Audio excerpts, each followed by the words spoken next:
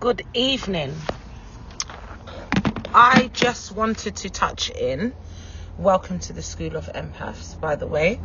I just wanted to touch in and talk about the people who you have no control of, who you share life with. For example, family or friends that you've known for years. As an empath, it's important to identify what serves you, and you need to be able to put yourself first sometimes, especially when it comes to sharing your personal space and personal energy and time with those kind of people, such as family and friends. I have felt I don't have no friends. There's probably like one or two people that I communicate with, and even then I constantly remind myself that I need to stop communicating with them, because there are things in life for myself that I'd rather concentrate on, and I often spot ways in which they behave that I just don't like. And my slogan is, spend your energy wisely, and your energy is you. Also, I am a great believer in an energy exchange, and I don't see why I should exchange my energy in return for energy that doesn't serve me or energy that feels negative, because I don't thrive in negative energy.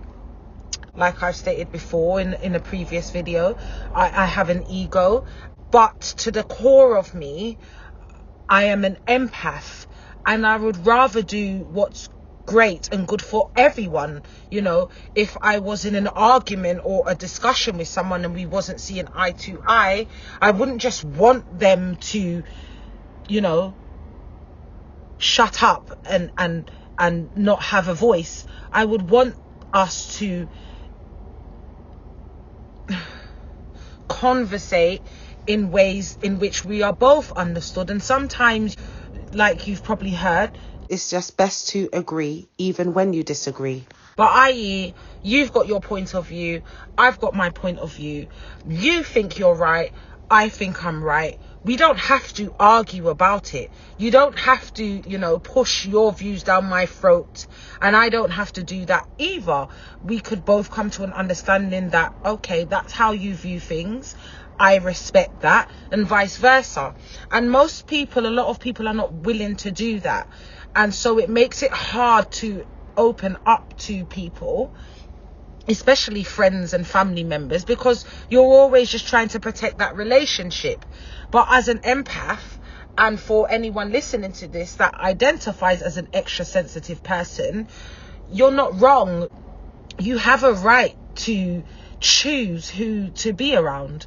And I will just let you know, as an empath myself, that it's very wise for you to stay away from such people and build on yourself and your abilities. As empaths, we do have jobs to do. Like, I don't believe that we are equipped with such specialized energy detecting systems, so to speak, to just sit down. Sometimes it's just to, you can use it to protect your family, to protect you and the world that you live in, just to feel out energy and to be able to make the right choices. But there's times when you have to make executive decisions and decide that this type of person is not conducive to who you are inherently. And at that point, you do need to cut them off. Now, I love my family very much. I love them. But life is just easier without them. Life is easier without them because I'm not called on for any mundane reason, just because I'm the one that's going to say yes because I feel bad saying no, because I understand that you might need help. And wow, that car was fast. So this video was basically about being able to identify and make the right choices as to what type of people or energy, so to speak, you allow into your space, because energy can corrupt you. And that goes for partners as well. There's a lot online about narcissistic people being attracted to empaths and vice versa. I myself, as an empath, I find myself attracted to narcissists. And my reasoning behind this is that I've got a lot of love to give and a lot of understanding, and that opposites attract. Simple as that. That's the fundamental laws of nature. And basically what that means in human terms is, if someone's the complete opposite of you, then there's an avenue for you to learn something different that you would not learn because you're not like that. And so my ex-partner was a narcissist.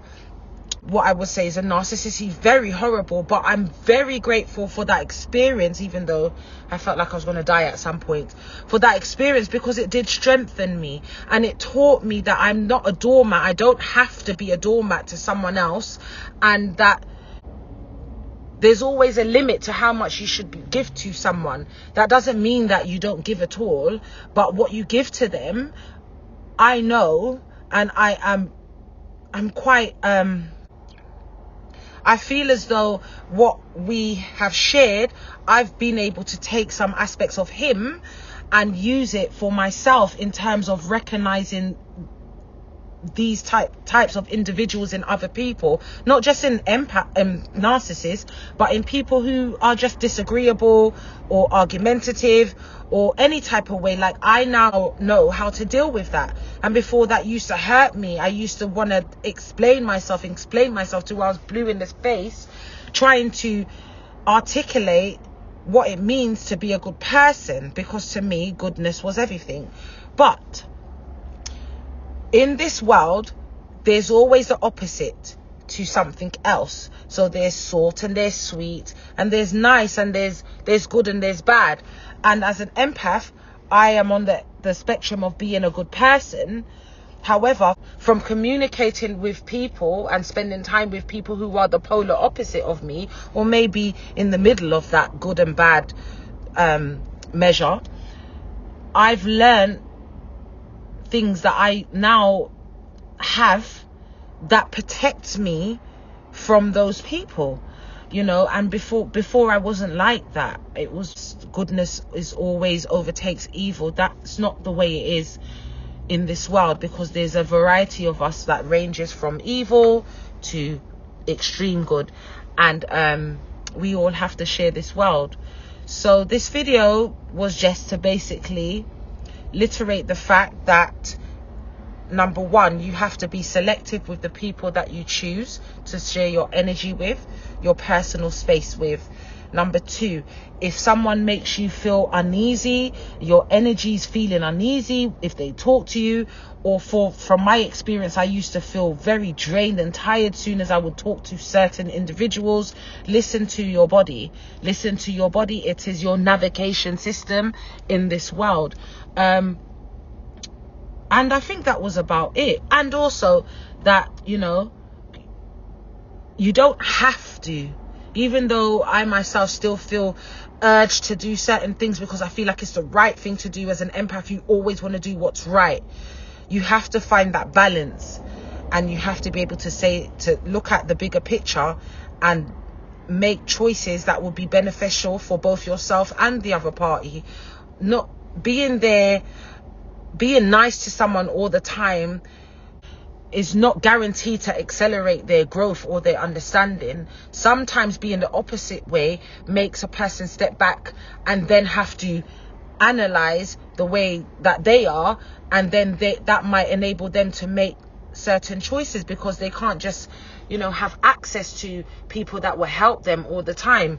So I hope that what I've said in this video makes sense, because I do tend to speak in a riddle type of way, and I haven't done it in this video, but I do tend to use a lot of metaphors to express myself.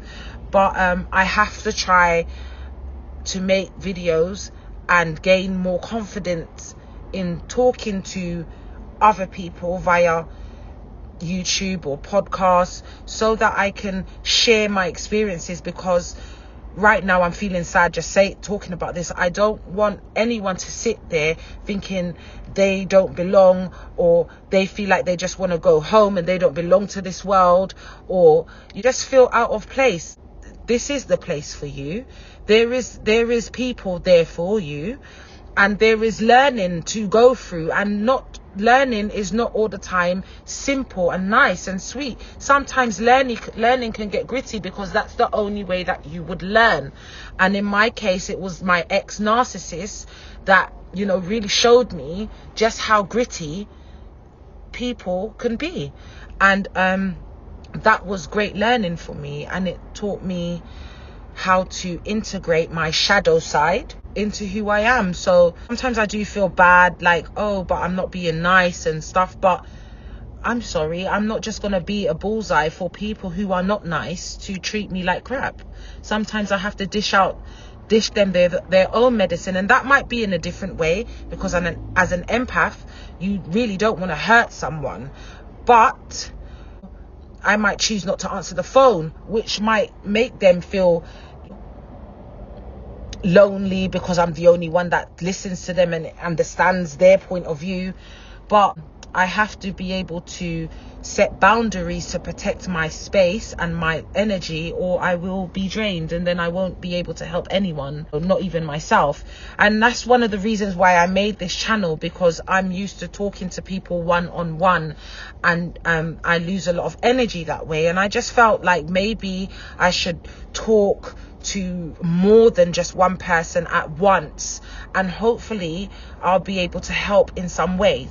So I would like you all to think about the ways in which you help people, and think about what life is for you, i.e. what you were designed to do, and why you've been equipped with such an intricate personality or soul, because there's a reason for it. And I do believe that this is my purpose, one of my purposes, and I want to fulfill that. I want to be able to share how I am, so that other people can gain confidence just by hearing someone else express that they feel energy. You know, I could go outside right now and be confronted by someone, and straight away, before they talk, their energy is talking to me. And sometimes it gives me a nice feeling inside, and then I think, oh, they're nice, I really like their energy. And other times I might think, oh, their energy is not that nice. But that doesn't mean that I don't talk to them, because I like to learn about people. And as empaths, I do believe that it's your duty to learn about people, because we all share this world, and we are able to offer advice and offer explanations to things that some people don't have the capacity to do in the way that we do it. So this was just another quick video, because I am not at the stage yet where I can sit there and read off a script and have bullet points. Everything to me is natural. Everything, how I feel, is natural. Everything's natural. So I'm just going with the flow right now. And I hope that I'm able to post this, because I am a big procrastinator, and I like to find flaws in my things, because I want them to be perfect. I want to be seen a certain way. But that has to change, because time keeps on going, and I don't want to not express myself and lose the chance of helping someone else in some way. Yeah, on that note, I'm going to get gone, and I will catch you all another time. Have a lovely day. Bye.